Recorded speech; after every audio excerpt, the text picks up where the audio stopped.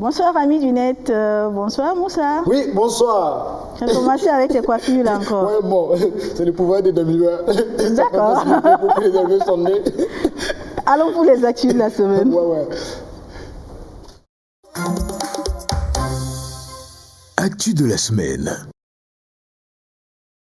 Ladies and gentlemen, Amélie, bon, c'est encore une nouvelle semaine. Oui. Et comme on dit ici au Burkina Faso, toutes les semaines, il y a des papos à casser.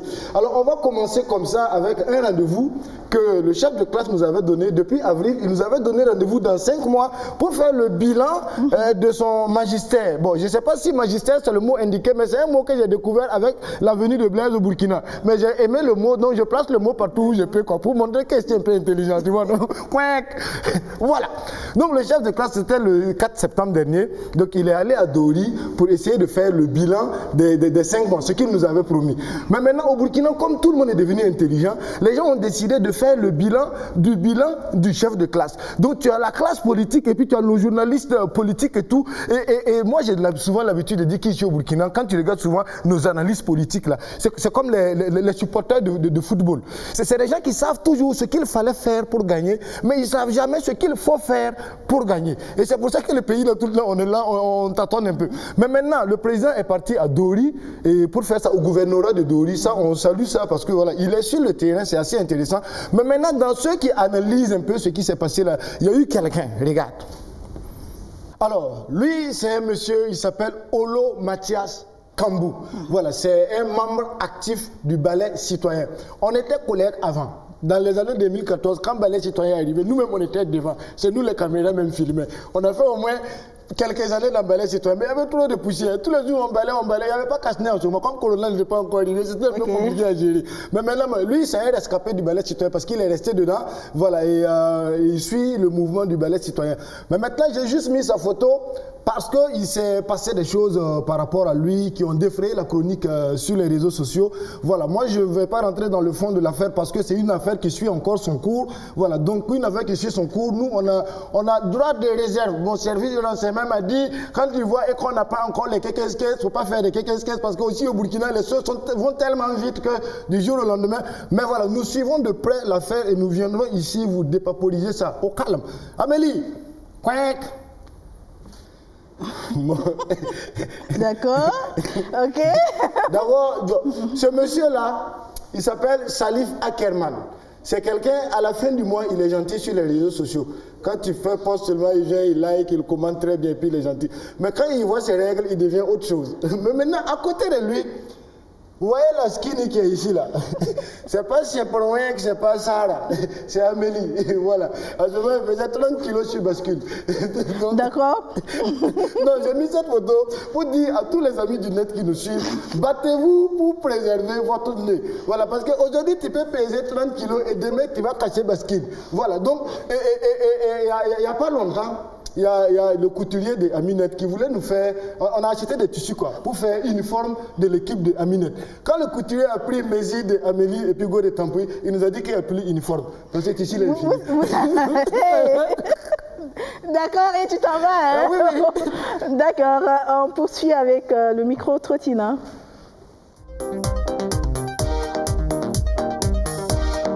Micro-trottinant. Ce soir, on apprend quelques outils et techniques de vérification d'informations en ligne. Bonjour amis du net, je suis Foto Fonkam depuis Yaoundé au Cameroun. Je suis enseignant, blogueur et fact-checker. Je vais partager avec vous quelques outils et techniques qui vous aideront à vérifier une information lorsqu'elle est publiée sur un site internet ou alors sur les réseaux sociaux. Les 3 conseils que je vous donne lorsque vous voulez vérifier une information depuis un site internet, c'est tout d'abord d'essayer de voir si le site sur lequel cette information est publiée n'est pas un site de divertissement ou bien un site parodique. Et pour ça, je vous conseille de chercher la page à propos et de lire ce qui est écrit. Sur le site du Gorafi, par exemple, on va regarder dans la barre de menu. Si le menu à propos n'y est pas, on va aller en bas de page. Et là, on va cliquer sur le lien à propos et voir ce qui est écrit pour comprendre la nature de ce qui est publié sur le site. Donc, à partir de cette information, on saura que le but du site est de divertir et non d'informer.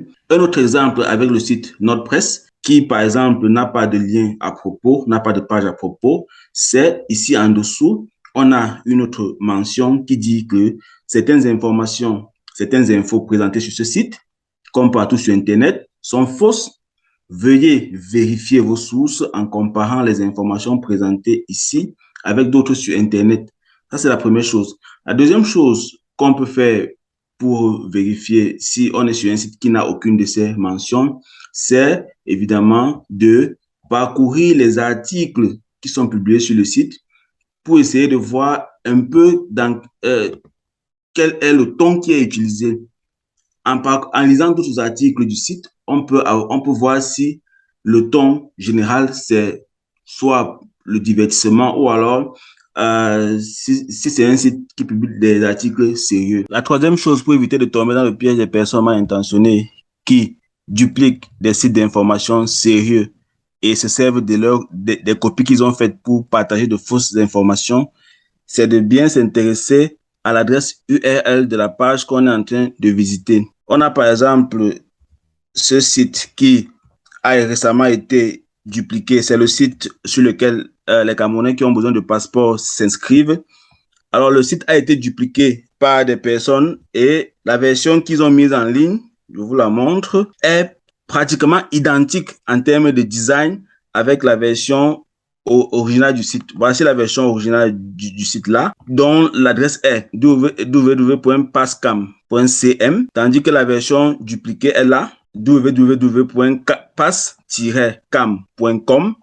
Et donc, pour les personnes qui ne sont pas attentives, on peut facilement se perdre dans les deux versions. Donc, il est important, lorsqu'on veut vérifier une information, lorsqu'on veut vérifier une source, s'assurer qu'elle est authentique, de s'intéresser également à l'adresse URL de la page qu'on est en train de visiter. Lorsqu'il s'agit maintenant de réseaux sociaux, par exemple Facebook, la première chose qu'on doit faire, c'est de retrouver la source de l'information, c'est-à-dire la page sur laquelle l'information a été publiée. Et lorsqu'on a retrouvé cette page-là, je suis sur une page, on va chercher la section transparence de la page ici et cliquer sur voir tout. Cette section nous donne des informations supplémentaires sur la page, par exemple la date de création de la page et l'historique de modification. À partir de cet historique, on peut avoir une idée du nombre de fois que le nom de la page a été modifié et des différents noms que cette page a portés. Ça pourra nous donner des indices pour savoir si la page a été créée pour un but et a ensuite été modifiée. Ensuite, le deuxième conseil que je donne, c'est de toujours lire les commentaires. Je prends l'exemple de cette information-ci qui a été publiée récemment sur une page et qui disait que l'homme qui est sur cette image est un enseignant qui a été arrêté par les conducteurs de mototaxi et livré à la police parce qu'il a grévé. Lorsque j'ai parcouru les commentaires, j'ai par exemple vu que certains commentaires disent que, comme celui-ci dit, cet homme n'a jamais été enseignant, il a été arrêté l'année dernière à l'Ouest pour assassinat et est actuellement en prison. On a 4 commentaires qui donnent des informations qui ont les concordantes. Donc, à partir des commentaires, on peut continuer à creuser pour avoir le fin mot de l'histoire. Si on est par exemple sur Twitter, je prends le cas de Twitter, le processus sera pratiquement le même. Nous allons d'abord analyser la source de l'information. Voici un exemple avec ce compte Twitter qui porte le nom du ministre camerounais de l'administration territoriale. Mais lorsqu'on lit la biographie du compte, on voit qu'il est mentionné The Official Parody Account, compte parodique. Donc, tout ce qui sera publié par ce compte sera dans le but de divertissement et n'aura aucune intention d'informer ou bien de manipuler. Ensuite, ce qu'on doit aussi faire lorsqu'on est sur les réseaux sociaux, que ce soit sur Twitter ou pas, ou sur Facebook ou ailleurs, c'est toujours de chercher le contexte de publication d'une information. Je prends cet exemple-ci, c'est une publication qui a été faite sur Twitter en avril 2022 et qui partage une copie de journal en disant que le directeur général de l'hôpital général de Yaoundé vient d'être évacué en France pour des raisons de maladie. Et en illustration, nous avons une capture partielle d'un journal qui donne effectivement cette information-là. Juste que lorsqu'on trouve le journal entier, voilà le journal entier. Dans une autre publication faite sur Twitter, on se rend compte que non seulement la publication date de 2016, 12 avril 2016, on voit que l'information n'est pas actuelle. L'information est déjà dépassée. Donc, il faut éviter, lorsqu'on a une information qui arrive à notre niveau et qu'on veut la vérifier, il faut éviter de le faire ou de la partager sans s'assurer qu'elle est encore à jour. Parce qu'il est récurrent, par exemple, que des fake news reviennent et soient repartagées après 2 ou 3 ans, devient viral de façon périodique. Voilà, c'est ce que j'avais à partager avec vous. Je vous encourage également à consulter les nombreux tutoriels disponibles sur Internet et qui vous permettront de découvrir des outils de fact-checking en ligne tels que la recherche avancée sur Twitter qui vous permettra de retrouver un tweet ou de rechercher une source en combinant différentes options, ou encore le site whopostedwhat.com qui est un site qui permet d'effectuer la recherche avancée sur Facebook cette fois-là, ou encore l'outil spoonbill.io qui vous permettra de voir les modifications qui ont été faites sur un compte Twitter, que ce soit dans la biographie, que ce soit au niveau du nom du compte ou de l'identifiant. Ça permettra par exemple de savoir si un compte, si les informations d'un compte ont été modifiées pour le faire passer pour le compte officiel d'une institution ou d'une personnalité afin de propager les fausses informations. Merci de m'avoir écouté et n'oubliez pas de toujours vérifier les informations qui vous paraissent douteuses ou qui proviennent de sources dont vous n'êtes pas sûr. Et surtout, ne partagez jamais une information sans être sûr qu'elle est authentique. Prochaine rubrique. Follow-up. On suit Frida dans les locaux de l'ISCOM.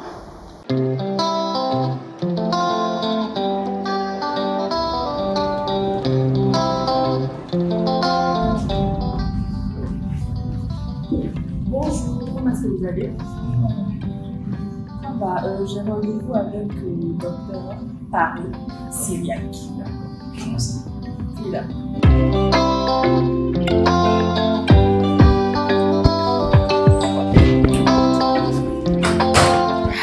Bonjour, monsieur Paris. Bonjour, Frida.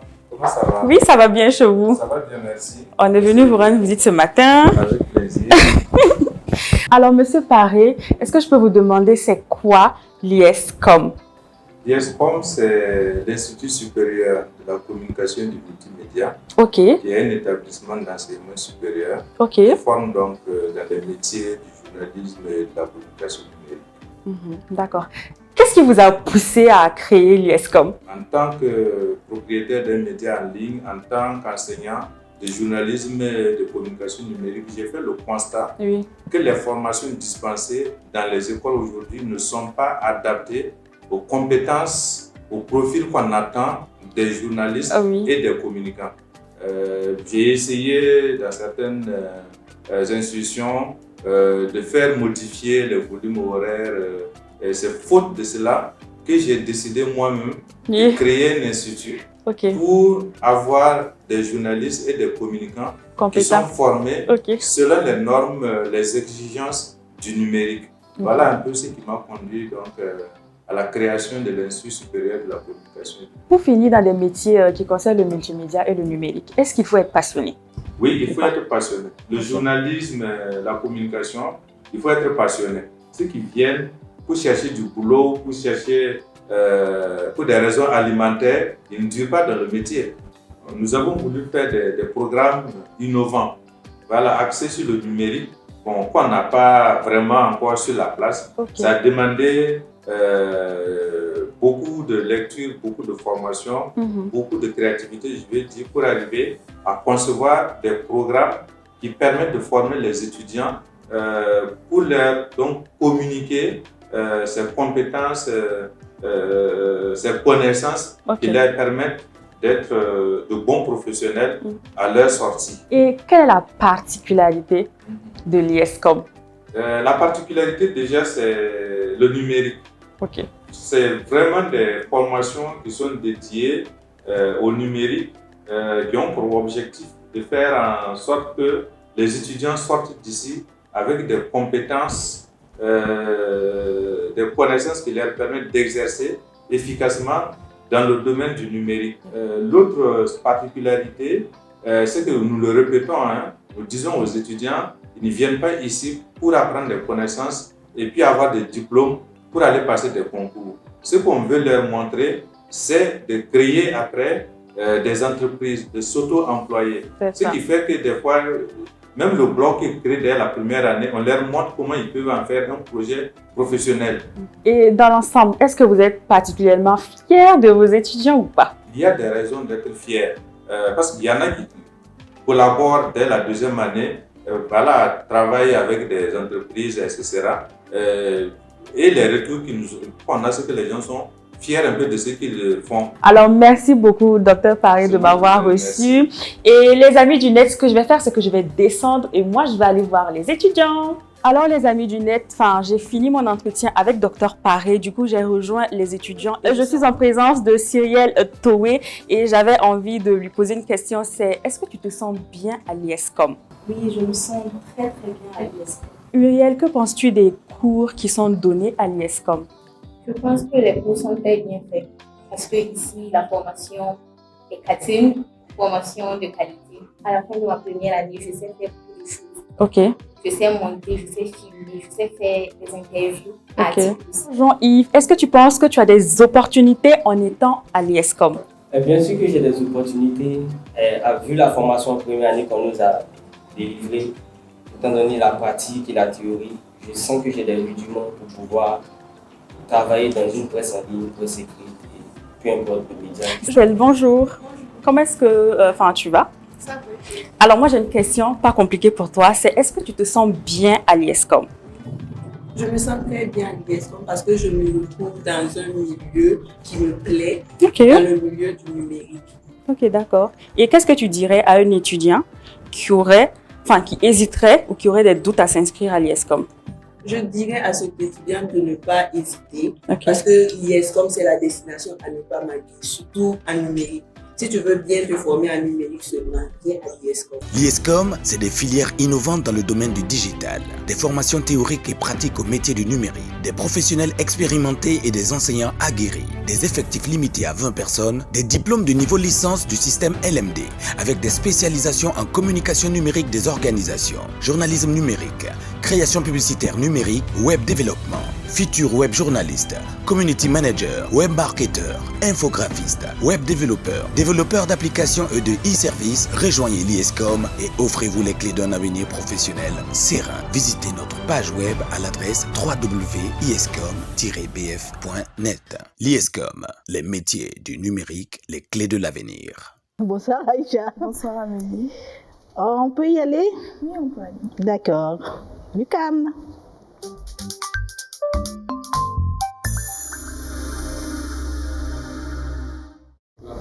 Eh bien Amélie, mes amis du net et bien sûr les habitants de la Principauté, aujourd'hui nous allons redécouvrir Nayan, qui est une application qui facilite la vie des parents, et ça va se passer en vidéo, une vidéo que je vais commenter au fur et à mesure. C'est un tuto qui vous montre comment maîtriser l'application Nayan en 11 étapes, et on commence bien sûr par installer l'application. Vous allez aller soit sur Play Store, soit sur App Store en fonction de votre téléphone, et dans la barre de recherche vous allez taper Nayan. L'application va s'afficher, vous allez bien sûr cliquer sur télécharger. On va à l'étape 2. Une fois que vous finissez de télécharger l'application, bien sûr, l'application va vous demander d'utiliser en fait votre position actuelle, parce que ce que vous ne savez pas ou ce que vous avez oublié, c'est que l'application vous fait des propositions d'établissement en fonction de votre position actuelle. Donc, si je suis aujourd'hui à Kapala, je mets ma position de Kapala et ça va me refaire sortir en fait toutes les écoles qui sont à côté de Kapala. Donc, quand vous précisez votre position, on va à l'étape 3 qui est bien sûr l'accueil que voici. Vous allez voir en haut à droite un petit bonhomme qui est calé, vous cliquez dessus. Et quand vous allez cliquer dessus, ça va vous permettre en fait de créer votre compte. Et ça vous revient en fait à mettre vos informations personnelles. Et là, je précise, il faut mettre votre vrai nom, votre prénom et puis des informations vraiment qui sont vérifiées. Les pseudos, ça ne passera pas. Donc après avoir fini de créer le compte, on va à l'étape 5. qui est sur cliquer sur l'indication pour accéder à votre profil. Quand vous cliquez sur l'indication, bien sûr, vous allez avoir en fait la possibilité d'aller à une option parentale et ajouter en fait un enfant. Vous pouvez aussi personnaliser en fait votre profil, mettre une photo de profil, mettre des favoris, c'est vraiment vous qui décidez. Et après avoir cliqué sur option parentale, bien sûr, vous allez pouvoir créer le profil de l'enfant en mettant les informations personnelles de l'enfant, c'est-à-dire le nom, l'âge, voilà. Et ensuite, nous allons aller à l'étape 8. Qui est cliquer sur l'indication. Quand vous allez cliquer dessus, vous allez pouvoir maintenant mettre en fait le nom de l'école de l'enfant, préciser la classe de l'enfant. Ça se passe à l'étape 9. On va descendre encore. Voilà la partie. Vous précisez donc le nom de l'établissement de l'enfant. Vous précisez sa classe, petite section, grande section, ce peut 1, voilà, vous mettez. Et puis après, vous lancez sur enregistrement. Quand vous enregistrez, on va vous faire une petite fiche en fait un résumé en quelque sorte. Voilà, des informations que vous venez de mettre, vous vérifiez. S'il y a des choses qui ne sont pas correctes, vous pouvez bien sûr modifier et rechanger. Et après avoir cliqué sur ça, maintenant, vous allez arriver à la méthode de paiement. Vous pouvez payer par... Il y a des services. Voilà. Peut-être rappeler ces services. Oui, il y a plusieurs services. Il y a la scolarisation, il y a le statut vaccinal de l'enfant que vous pouvez suivre et il y a également Sovi. Mais là, je suis vraiment focus sur un exemple. L'école, je pense, il y a la scolarité, pour ceux qui veulent payer les scolarités. Oui, il y a la scolarité, il y a cantine. Il y a la cantine scolaire. Et arrivé à ce niveau, c'est vous maintenant qui déterminez en fait le moyen de paiement que vous voulez utiliser. Passe au jeu. La semaine passée, j'avais déjà prévenu qu'il y allait avoir une chaussure Nike à gagner. Bien, c'est cette belle paire-là qui est présentée. Et le principe est très simple. Nous allons lancer un challenge. Et le challenge, il est très simple. Vous, personne qui voulez jouer, vous allez déjà télécharger l'application, créer votre compte, un peu comme ce que je viens de montrer tout à l'heure, et inciter d'autres personnes à le faire. Maintenant, quand vous allez finir de créer votre compte, vous allez faire une publication sur votre profil, bien sûr, la page d'Aminette. Ou sur la page d'Aminette, et bien sûr en nous disant pourquoi est-ce qu'on devrait utiliser l'application Nayan, ou peut-être même nous faire un retour d'utilisateur, je ne sais pas, c'est vraiment selon votre convenance. Je vous donne rendez-vous bien sûr sur la page de Aminette pour voir toutes les conditions du jeu, et je vous souhaite bonne chance pour gagner cette merveilleuse paire-là, parce que je rappelle, ça coûte 96 000 francs. Merci Aïcha. On accueille Sarah.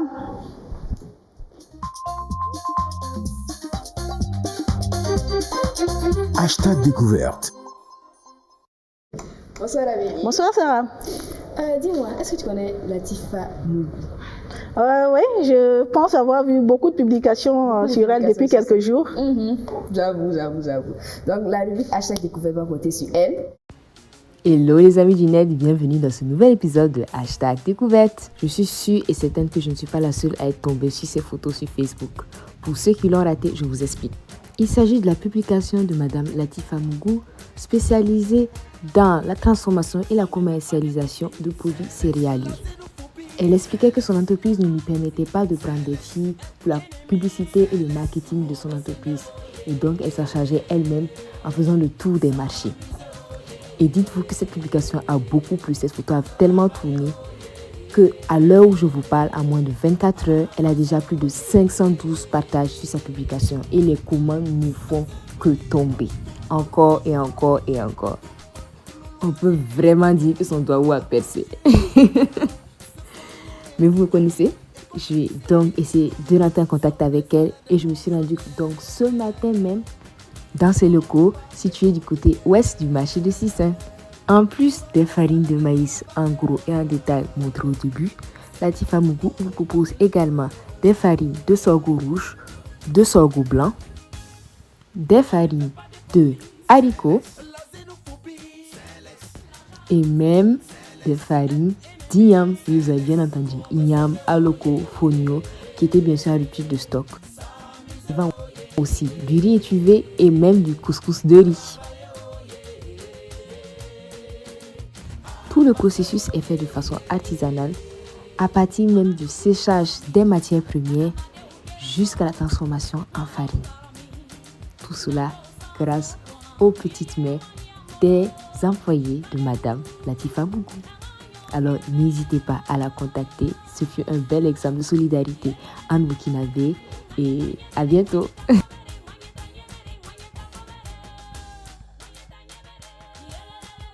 Je tiens surtout à féliciter Madame Latifa Moumou parce qu'elle a vraiment créé le buzz. Et en fait, avec le net, tout peut se faire. En une seule journée, elle a eu tellement de commandes. J'y suis allée hier et vraiment, elle était ébahie même parce que tout ce que les réseaux sociaux peuvent faire, peuvent donner. Donc, pour tous ceux qui ont un commerce et tous les entrepreneurs, je vous conseille réellement de vous mettre aussi sur les réseaux sociaux.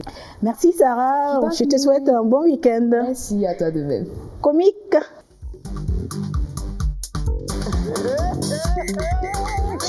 Comique.com. C'est sportivement qu'on se quitte aujourd'hui.